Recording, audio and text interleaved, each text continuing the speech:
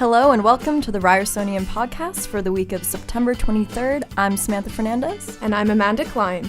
We're bringing you Ryerson's freshest news and the top stories of the week from across Canadian university campuses.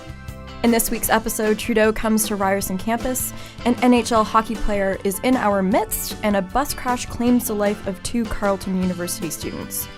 We'll also be speaking with the Ryersonian's Emma Jarrett about the controversy surrounding the Sam the Record Man sign. She's been covering the story and will be filling us in on the latest developments.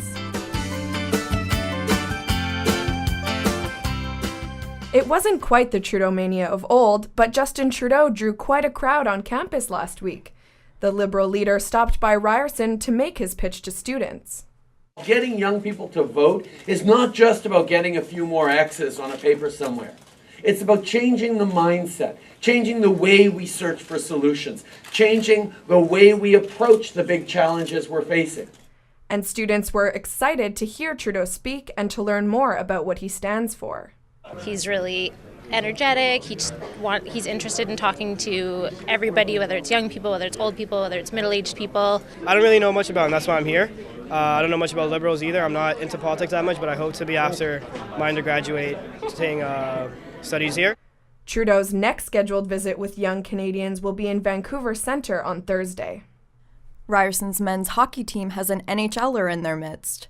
Toronto Maple Leafs defenseman Cody Franson is joining the Rams practice. The Leafs haven't come to terms with his contract yet, so Franson is practicing with the team to keep fresh. Men's hockey coach Graham Wise says Franson's presence is welcomed. The skill level he presents, pushes our guys that little bit when you're playing against them one-on-one, or you're going on a two-on-one against them, or battling in the corner with them, and in various drills that we do. So, guys are having to be a little bit more prepared when they are going to defend against them, right? Franson says he's grateful to the hockey team for letting him practice with them, and, as a Leafs fan, he was excited to play in the renovated Maple Leaf Gardens. It's something I always wanted to see, so it's kind of been a privilege almost being able to come out here and skate out here. Franson says he was surprised how long it took for the media to discover where he was training. He'll be practicing with Ryerson until his contract is negotiated. 2 Carleton University students were among those killed when an Ottawa bus hit a Via Rail train Wednesday morning. The OC Transpo bus collided with the train shortly after 9 a.m. 6 people were killed, including the bus driver. Carleton students Kyle Nash and Connor Boyd, both 21 years old, were killed in the crash. The cause of the crash is not yet known. Investigators have obtained the train's black box, and the bus has been moved to storage for further investigation. It's common knowledge that everything gets more expensive over time, but costs for the average university student are increasing very quickly. Trends across 10 years of data show that bills associated with student life like tuition, rent, and residence have been increasing faster than the rate of inflation. The Canadian Alliance of Student Associations says 58% of Canadian university students graduate with debt, averaging $26,000 per borrower. In Canada last year, tuition fees rose in all provinces except for Newfoundland and Labrador, making it unlikely that university inflation will reverse. It's time to grab the popcorn. Film students are taking center stage at the Ryerson Image Center's gallery that opened last week. 65 short experimental films are opening as part of the Moving Frames Shifting Boundaries exhibit. Instructor and guest curator Gerda Kamer thinks it's a great opportunity for the school and the students. I think it's an excellent showcase of what we actually do in the School of Image Arts, particularly in the film program and the documentary media program, but also because it will shift their idea of what we teach. Film student Lucas Ford made a film about his experience in Iceland. The trip was part of a 10-day workshop last summer.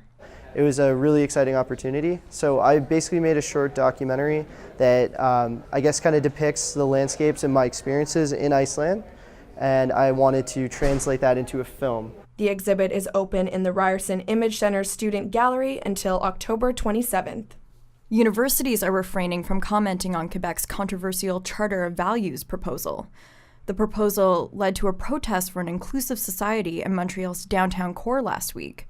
The protest drew support from post-secondary teachers and students province-wide. Avi Goldberg, a sociology professor at Concordia University, is concerned that the law would discourage students who wear religious symbols to pursue employment in the public sector. If the charter passes, educational institutions could apply to opt out of the ban, but a ban on veils that cover the face would be permanent. On Parliament Hill, hundreds of federal science employees, students, and supporters protested last week. A group called Evidence for Democracy held the rally to challenge the alleged muzzling of scientists by the Harper government. A union that represents roughly 20,000 Canadian scientists says new government policies have resulted in cuts to many scientific organizations and laboratories, including the experimental lakes. 18 universities across the country have become engaged with Evidence for Democracy to lobby the government for more scientific freedom. Controversies surrounding unpaid internships continues. Laurentian University student Samantha Bachma has filed a complaint against a Barrie MPP's office. Bachma worked in Rod Jackson's office as a paid constituency assistant this past summer. But after Bachma's term ended, Jackson's office posted the same position as an unpaid internship. In Ontario, interns are protected by the Employee Standards Act. One stipulation is that the internship should not replace paid work by an employee. Jackson's office confirmed and defended the post, saying they are offering students a valuable experience. Bachma also started as an unpaid intern in the MPP's office in 2012. Many Ryerson students are concerned for their safety since last year's sexual assaults on campus. So, Ryerson hosted a free self-defense class last week. Fight Like a Girl is Ryerson's new self-defense class for women. I really appreciate the fact that they're just telling you to work within your own strengths and within your own boundaries. And Elliot Bayev, who started the program, plans on expanding it. These programs, we're going to be going to high schools, boys' schools, universities to talk to men and boys about their role in creating a safer, healthier world. Fight Like a Girl hopes to reach more high schools and universities by the end of this year. Memorial University of Newfoundland's Engineering Student Society's D-Day mugs have been condemned by the Dean of Engineering. The plastic mugs feature an image of a sexy female accompanied by the slogan, "Give her the D," followed by the word "day" in brackets. The cups were distributed at the Society's annual D-Day party earlier this month, a day-long event known for its binge drinking. MUN's Dean of Engineering, Greg Natterer, is disappointed with students, calling the mugs disturbing and unacceptable. And now we're joined by the Ryersonians' Emma Jarrett. How are you doing this morning, Emma? I'm doing great, thanks. How are you both doing? Good, thanks. Thanks. So, what is the SAM sign all about? Can you just tell us a bit about it? Sure. So, in 2008, Ryerson got the rights to buy the Sam the Record Man property. And when they got those rights, they made an agreement with the city saying that in order to protect the heritage of the site, they would get the sign and they would rehang it somewhere around the Ryerson campus, or they would try to hang it on the new building they were putting on the former SAM site property. And for people who aren't from Toronto, what is the SAM sign? So it's actually two separate signs. They're giant records, and they spin, and they're made out of neon, and they're just sort of iconic of the 60s and 70s rock era in Toronto.